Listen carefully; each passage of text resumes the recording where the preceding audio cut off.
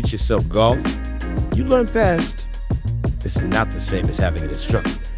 There's no safety net, no one feeding you the answers. Just you, the club, and the truth that comes with every swing.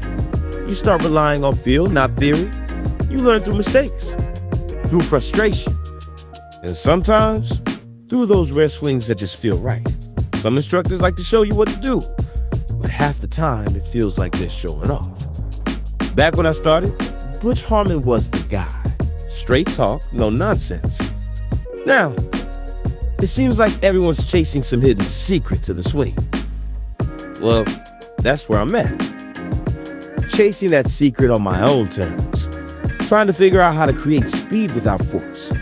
How to keep the face square at impact. How to get my hands, arms, shoulders, hips, and legs all working together, smooth and in sync. That's the mission. That's the grind. Because when you're self-taught, nobody gives it to you. You earn every bit of it.